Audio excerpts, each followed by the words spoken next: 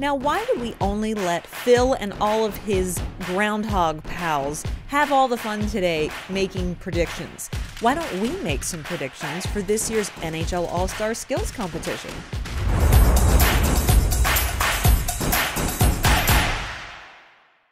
Yes, it is Groundhog's Day today. Punxsutawney Phil here in Pennsylvania saw his shadow, as did his pal Shubenacadie Sam out in Nova Scotia.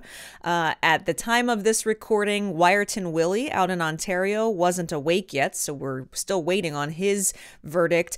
And Fred the Marmot in Quebec, his announcement this morning was that he passed away. I'm not sure quite what that predicts. Today, we're going to make some predictions of our own, not on whether or not there's going to be 6 more weeks of winter or not. Something a little more fun in the sun down in South Florida. That's the NHL All-Star Skills Competition. And I have 8 predictions for you today. That's right, 8. Amy, wait, aren't there only 7 events in the skills competition? Yes. And before we begin, I should even ask, here's my feedback form question for you this week. How many of you actually watch the All-Star Weekend events? Are you I watch the whole thing? Are you someone who just kind of picks and chooses and watches select things? Or are you an NHL fan who just could not care less about All-Star Weekend? Let me know down in the comments. I'll be interested to hear what you say. My first prediction, rounding it out to 8, has to do not with the players, but with the mascots. The Mascot Showdown taking place. They're going to take part in events like Dodgeball, the Mascot Frenzy, which is going to have musical chairs and tug of war. I think there's going to be a dance competition as well. The mascots at these events always take things way too far. After seeing this photo on Twitter, I'm not sure if I'm going to be scarred for life or not. Yes, this is Gritty on the beach in South Florida, asking Kevin Hayes when he's going to get there so that they can wear matching bathing suits. I really hope that's the last we see of that. So who do I think is going to come out on top? My money's got to go on the big orange fuzzy ball of fur, Mr. Gritty himself. All right, let's get to the actual skills competition predictions. There are 3 new events this year. It seems starting in Vegas when they did the event in the Bellagio fountains. They had an event where they shut down the Las Vegas Strip to do. It seems like they're going to do some themed skills competition events around each city that is hosting. And so this year, of course, there's 3 new fun kind of events that are taking place. My first prediction is going to be on a new event called Splash Shot. Splash Shot is basically a glorified county fair dunk tank, except it takes place on the beach in Fort Lauderdale, and shooters are going to have to try to accurately shoot the puck and dunk their opposition. This could be a really fun event. My prediction for the winner of this event has to be Matthew Tkachuk. Moving on to the next new event that is called Pitch and Puck. If it's South Florida, we have to be talking about golf, right? So Pitch and Puck uses a combination of hockey and golf shots. And 6 All-Stars are going to play a par 4 hole featuring an island green. And so the lowest score wins, the player who successfully sinks the puck or the ball into the hole with the fewest shots. My prediction for the winner of this would be Nick Suzuki.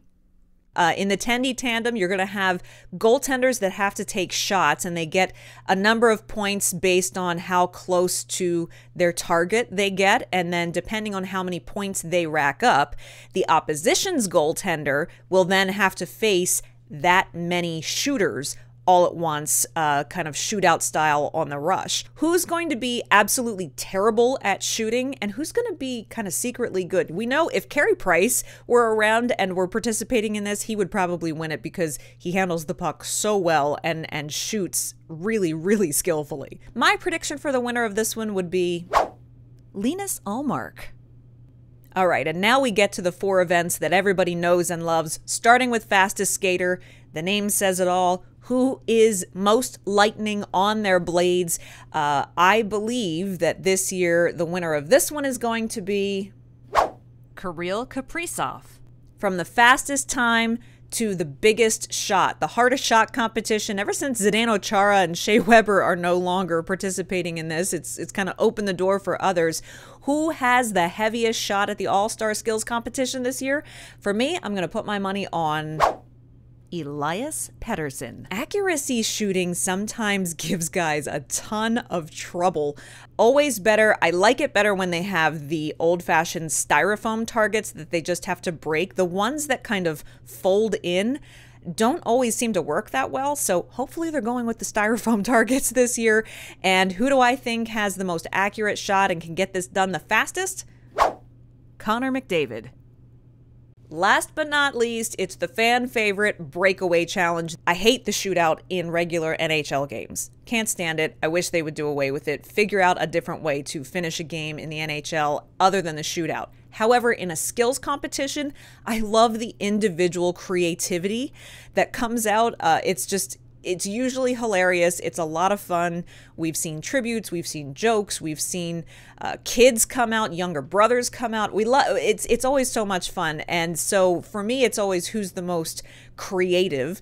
And the younger guys have really been stepping that game up in recent years. For me, I think this year, my projected winner for the Breakaway Challenge is David Pastrnak. We're coming back next week to find out how well I did. It's very possible I could go 0 for 8, guys. Come back next week. Be sure to check to see how well I did. And don't forget, my feedback forum question for you this week is, do you watch the All-Star Game weekend, or do you skip it altogether and take a hockey break? Do you only watch the skills competition? Do you only watch the All-Star Game? Does any of it even matter to you? The other thing I just wanted to hit on quickly this week is the Rafael Harvey-Pinard heroics that have been going on in Montreal. Now that the team is on the All-Star break, they sent Jesse Ylönen and Alex Belzile back down to Laval for the week. Laval does have 2 games of their own to play this weekend before the AHL All-Star game happens, which Laval happens to be hosting this year. But that meant that there were a few guys who didn't get sent down. Rem Pitlick stayed up. Justin Barron stayed up. He was actually selected to participate in the AHL All-Star game, which he now will not be able to do. But I think staying in the NHL probably makes that a little bit better. And Rafael Harvey-Pinard also not sent down. He has quickly become a fan and media favorite in Montreal, and rightfully so with how fun he made watching the last couple of games, right? I mean, he has scored a bunch of goals in a very short amount of time. You can see where Rafael Harvey-Pinard's skill comes into play. The one thing he does well is he has a nose for the net. He likes to get his nose dirty in and around the net. He is always there, that presence around the crease, and can scoop up a puck and get it into the net with ease. That's kind of his specialty. I know there's been a lot of people who like to compare him to Brendan Gallagher. In fact, Harvey-Pinard himself says that he, looks up to Brendan Gallagher, has always looked up to how he plays and tries to emulate him. But they are still very different players. Yes, they're both quite small in stature, and they can both be pesky around the net. And that's kind of where the similarities mostly end. You've got 2 prospects, actually 3. Justin Barron on the defense has been a nice addition to the back end in this batch of call-ups. And then you have 2 top prospect forwards who are also showing their skills right now. Jesse Ylönen is never going to be the flashy kind of player where you're going to see a ton of highlight reel moments from him, that you're going to notice him all the time on the ice. His ability and the ways that he makes an impact are much more quiet, a little more on the defensive side, except the lethal release that he has from the left circle on the power play. That's his office, and you saw that on Tuesday night. He hit iron on it, almost had that power play goal. But Jesse Ylönen plays a very strong game, but it's a quieter game. Whereas Rafael Harvey-Pinard is a very kind of energetic, Energizer Bunny kind of player that has a lot of emotion. He's very animated, and he will make those bigger splashier kinds of plays. One is maybe not so beloved as the other in terms of the fan base, but that's because you really have to pay attention to the small things that Jesse Ylönen does to understand how big of an impact on the game he has. But that certainly doesn't take away from the fact that Rafael Harvey-Pinard is having his own moment right now, and is obviously taking full advantage of the opportunity that's given to him. And so we'll see after the All-Star break just how long that can continue. If you liked this video, won't you take a moment and just tap that subscribe button, hit the notification bell, smash the like button down below, share this video with your friends, and don't forget to come back next week and hold me accountable for the predictions I made today. And we might start talking about trade season next week. Last week, shout out to all of the people who left comments on our Gary Bettman video. Boy, there was some great answers to the feedback forum question of what would you ask Bettman in a press conference. If you happen to miss Gary Bettman's press conference in Montreal last week, well, don't worry. I didn't miss it, and I had a whole lot to say about it in this video right here. So check it out. Thanks for watching, and I'll see you back here next week.